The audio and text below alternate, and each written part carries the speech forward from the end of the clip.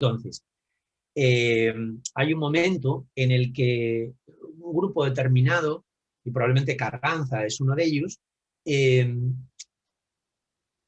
no le gusta el uso de la palabra esgrima porque considera, Carranza publica un libro que es básicamente un libro, el libro de cómo debe ser un samurái. Y yo ya sé que he empleado la palabra samurái, pero lo he hecho. Quiere decir, tenemos que entender el libro de Carranza, de la filosofía de las armas, tenemos que entenderla como el libro que está escrito para un caballero de cómo debe comportarse, qué es lo bueno y qué es lo que no. Carranza es un intelectual, no es un maestro de esgrima.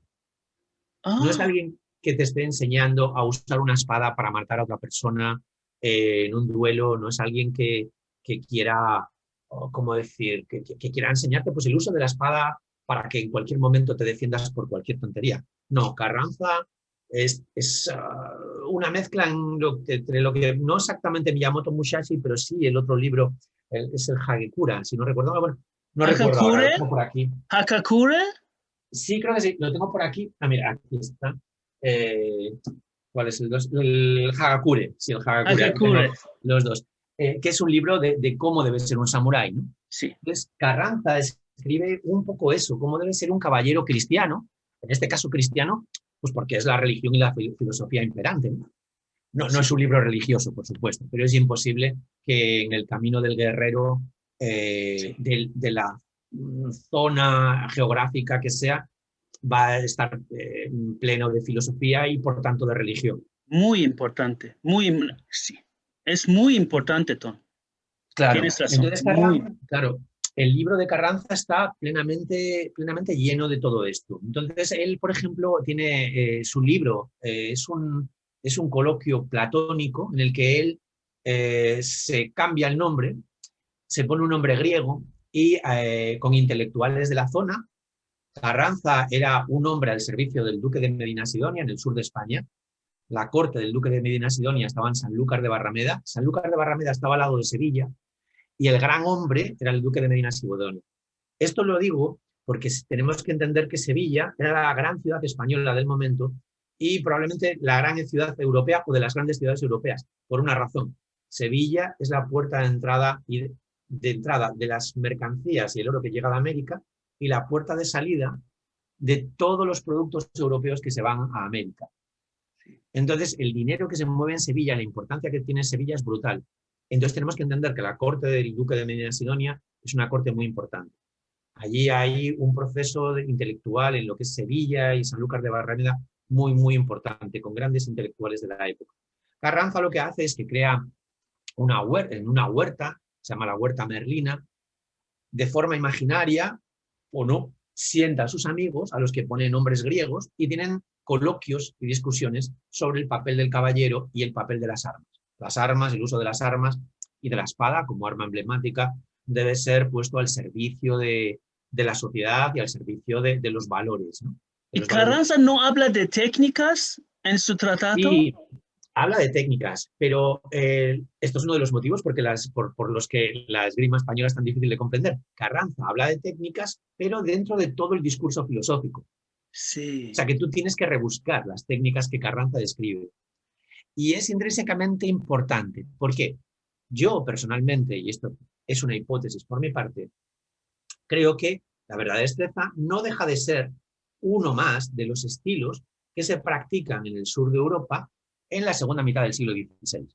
Quiero decir con esto que no voy a hablar de estilos italianos, de estilos españoles o incluso de estilos del sur de Francia, que como podríamos hablar de Saint-Didier.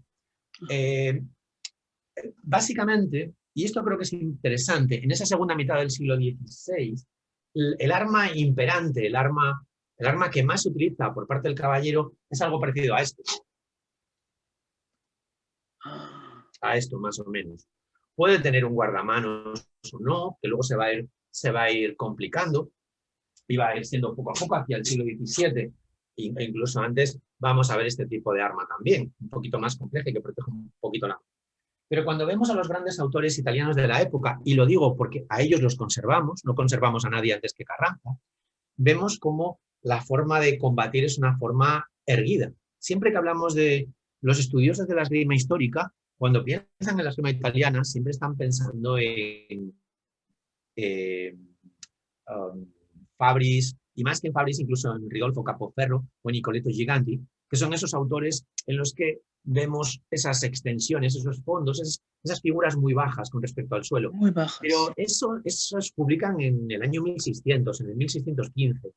Pero cuando hablamos de 1550, 1560, 70, 80, tenemos más bien a Vincenzo Saviolo, tenemos a Giacomo di Grassi, tenemos a quien más, bueno, ahora mismo no me acuerdo más nombres, pero tenemos a una gran pléyade, un gran grupo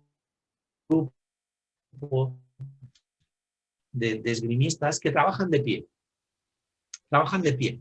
Y se pueden agachar, pueden utilizar otro tipo de posturas, pero digamos que la forma de trabajar es un poco más... Es uno de esos estilos en la preservación de la vida humana, la propia y la del contrario. No solo la mía, sino también la tuya, si estamos teniendo un combate. Sí. Entonces, a partir de esa necesidad o de esa intención, se crea algo que es algo muy parecido a las manos pegajosas chinas, a las Chinese sticky hands, ¿no? Al control de la hoja. Tiene importancia y que es un poco infantil por mi parte. Estamos hablando es del control del espacio. De ese control del espacio que no es solo la idea de que voy hacia adelante, voy hacia atrás, sino que yo intento tener un control del espacio y para ello se trabaja de una forma geométrica. Se plantea toda una serie de figuras geométricas. Esto no es nuevo, ya había pasado en Italia. Agripa, en 1550, en los años 50, había publicado un tratado en el que cambiaba, ya no estaba hablando de las guardias, de las guardias como con nombres, digamos, fantásticos como antes, ¿no? La guardia de la posta y falcorro. Aquí ya empieza a hablar de prima, segunda, tercera, cuarta. Empieza a trabajar con los conceptos matemáticos y geométricos. Y además hace todo esto. Carranza está plenamente influido de ese pensamiento renacentista, como se demuestra en el uso de sus diálogos. Pero además intenta estructurar todo el espacio mediante formas geométricas, debido también al intento del control de la espada del contrario. Además de lo que decimos del aspecto filosófico, ¿no? No debemos pensar ni utilizar la palabra esgrima, porque la palabra esgrima o bien habla de deporte o bien habla de eso que hacen los que no practican una buena esgrima, que practican una esgrima demasiado arriesgada, una esgrima que no cumple con todos estos preceptos que uso yo. Entonces, ¿qué es lo que yo practico? Que yo soy Carranza.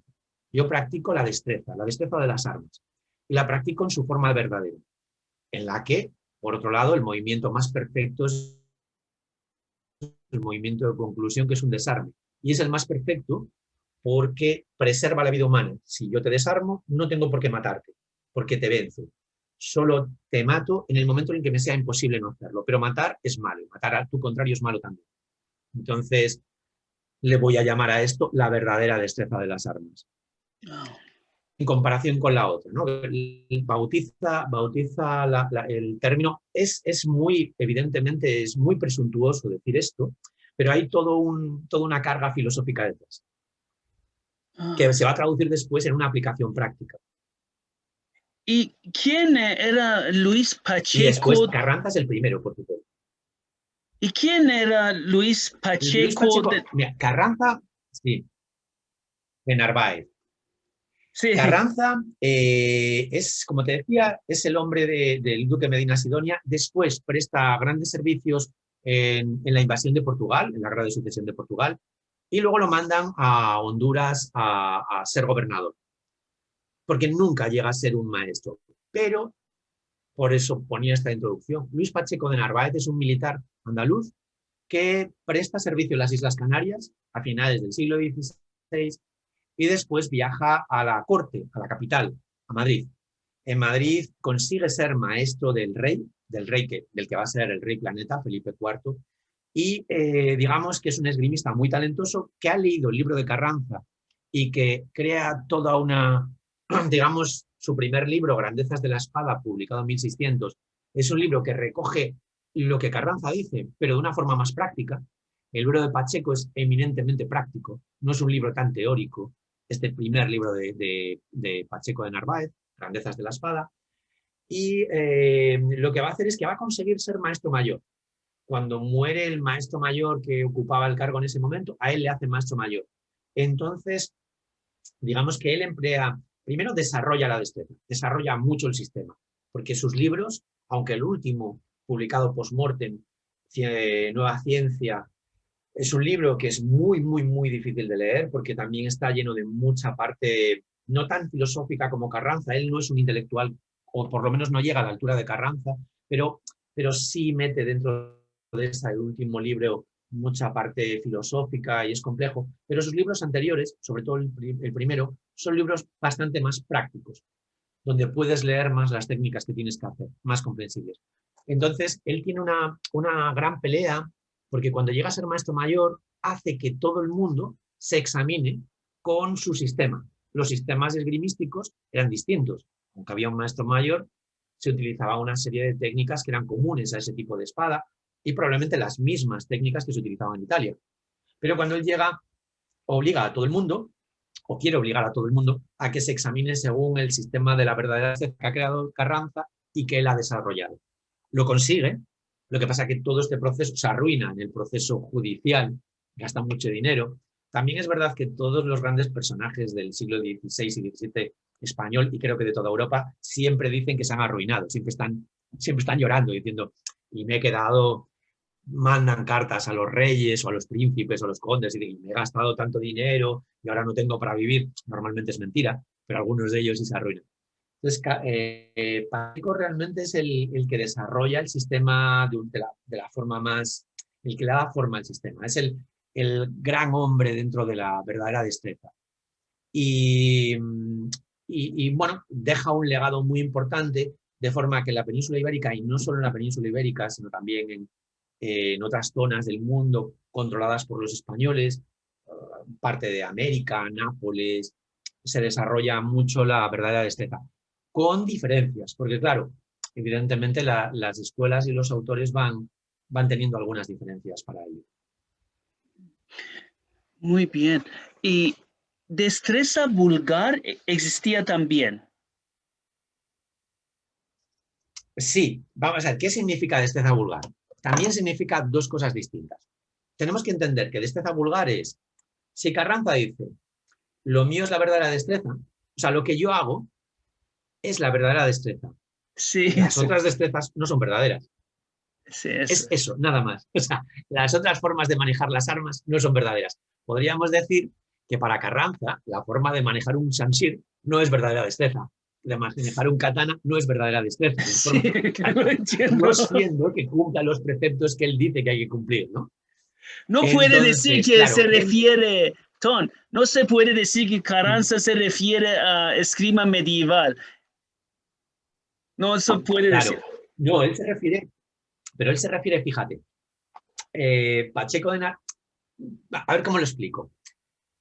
En realidad, hoy por hoy, otra vez un nombre un poco moderno, no es el de esgrima vulgar o destreza vulgar, ese no es moderno, viene de entonces, pero la forma de utilizar el nombre es moderna. Quiero decir con esto, nosotros entendemos como destreza vulgar la otra esgrima que se practicaba en la península ibérica a la vez que la verdadera destreza.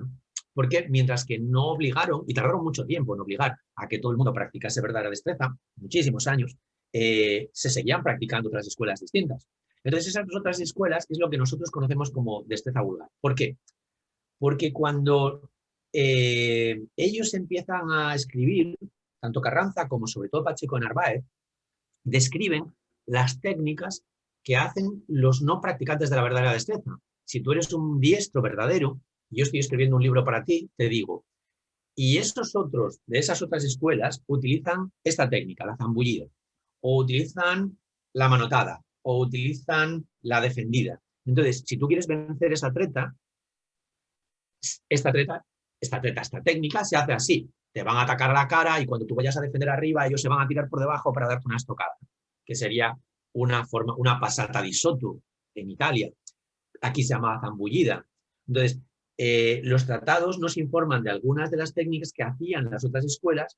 Entonces yo te diré, pues como yo el vulgar te va a amenazar atacándote, haciendo una finta a la cara, que yo le llamaba acometimiento, pues tú lo que tienes que hacer es esto o esto o esto o esto para vencerle.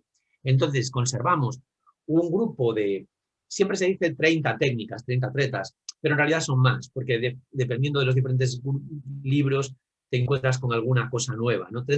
Son 30 y tantas técnicas que hacían las otras escuelas. Y además de eso, tenemos el único libro que recoge esas otras escuelas, y hablo en plural, no digo otra, porque la gente dice destreza vulgar y piensa que es una escuela, ¿no? Bueno, podemos considerar a los italianos como una escuela o como más. En realidad, Giganti era la misma escuela de Capoferro o Saviolo, probablemente haya diferentes escuelas de diferentes maestros con diferentes interpretaciones. Entonces conservamos esto. Y el único que conservamos dentro de la cual en Lisboa, por Domingo Luis Godiño, Arte de Esgrima, en el que vemos que le llama esgrima a una parte que es esgrima deportiva, aunque también habla de la esgrima digamos, marcial, ¿no? De la esgrima para defenderse, de verdad. Y no está dentro de la verdadera destreza.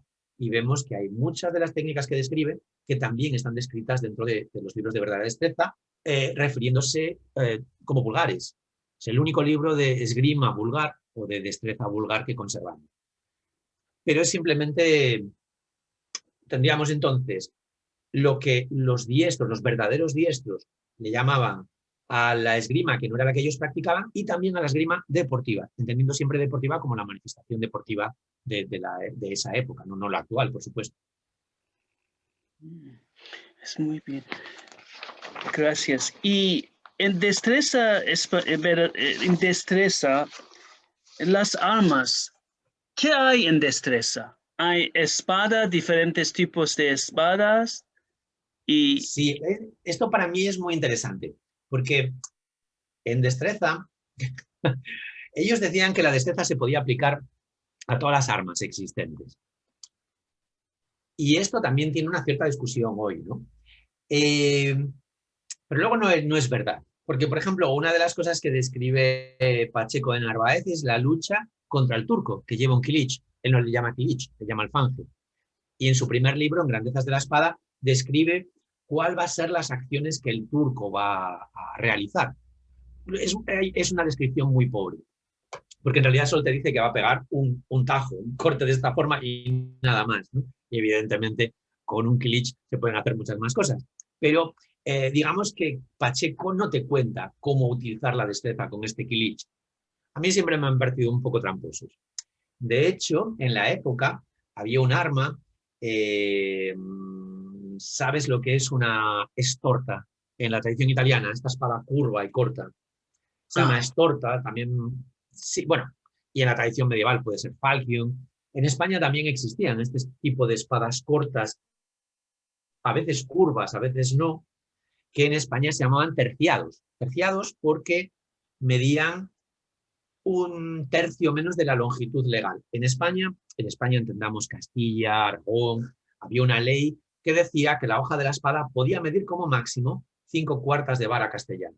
Eso quiere decir, traducido a la actualidad, una vara castellana era la unidad de medida oficial para los reinos hispánicos, medía 83 centímetros, un poquito más. Entonces, 5/4 de vara castellana eran unos 104 centímetros de hoja, toda la hoja. Se decía que el terciado era el arma que medía un tercio menos. Evidentemente, la tercera parte menos. Evidentemente, probablemente un terciado fuese cualquier tipo de espada más corta que la otra, ¿no?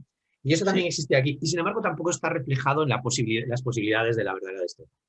Desde mi punto de vista, la verdadera destreza, que luego se fue adaptando con los tiempos y llegó hasta el siglo XIX, intentando adaptarse a las nuevas armas que llegaron, desde mi punto de vista, la verdadera destreza se crea para lo que nosotros hoy consideramos como espada ropera.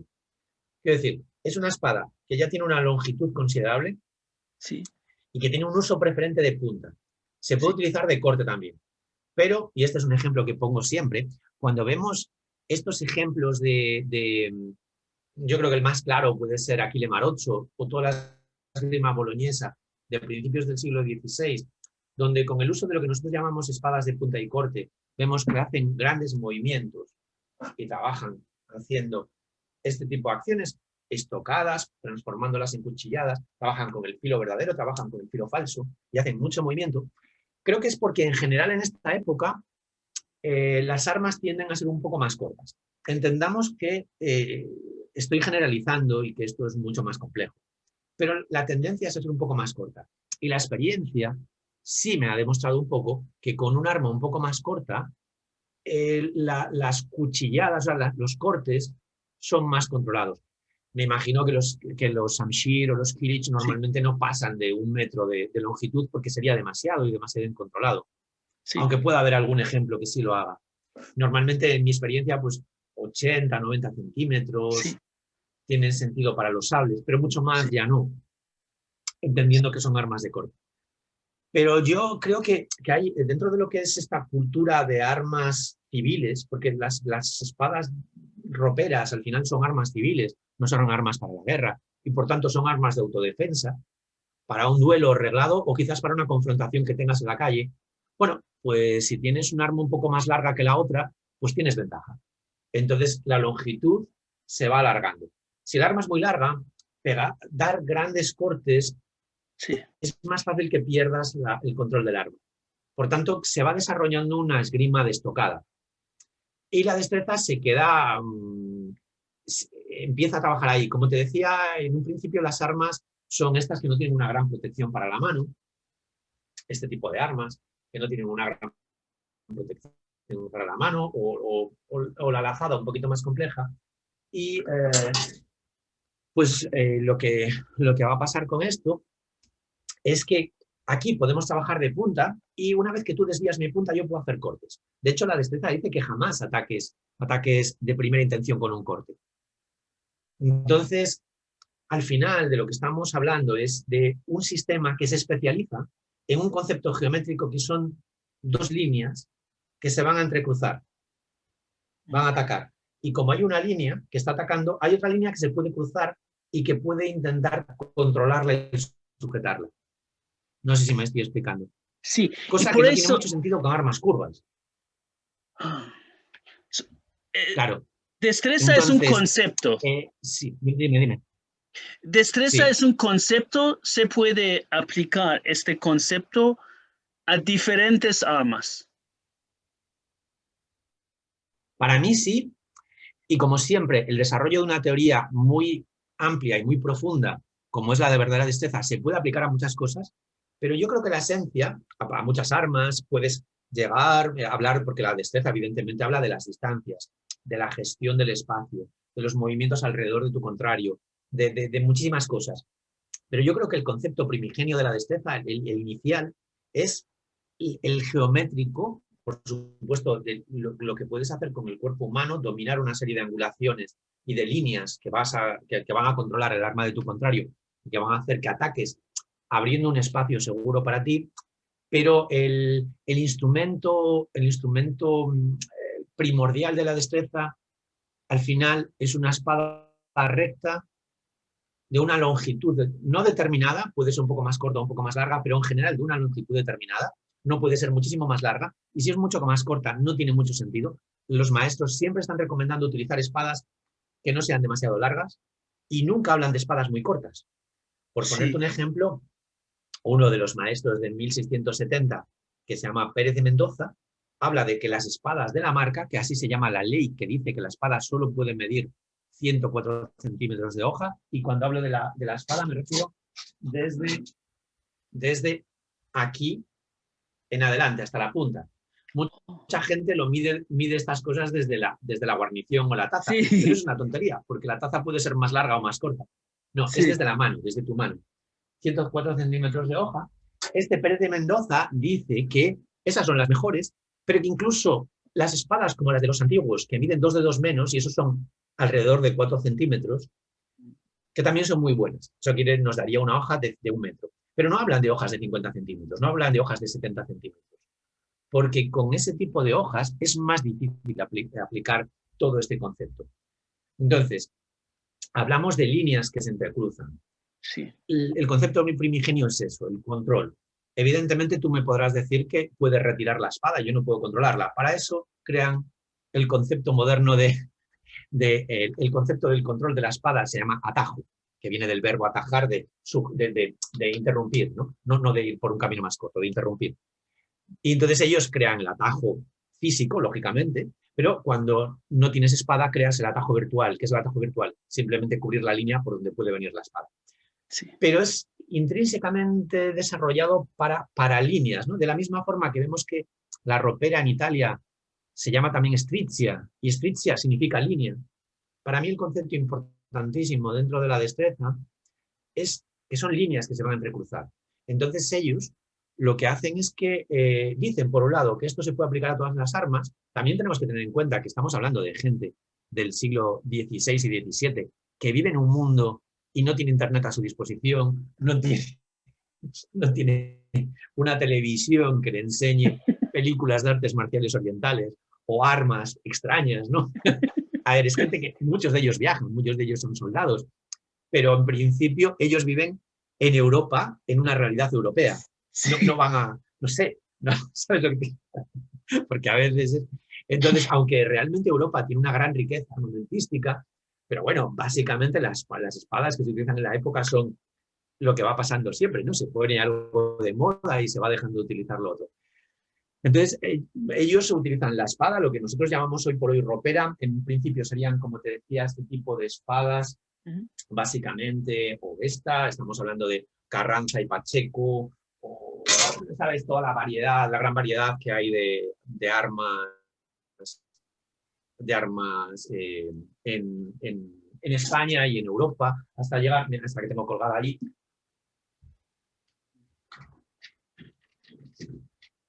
Esta, que sería una espada, te la enseño porque, bueno, es un poquito la evolución de la guarnición, ¿no? Una espada de conchas que va protegiendo cada vez más la mano. Esto es interesante porque también va a definir un poco la evolución también de la esgrima que se hace dentro de la verdadera destreza.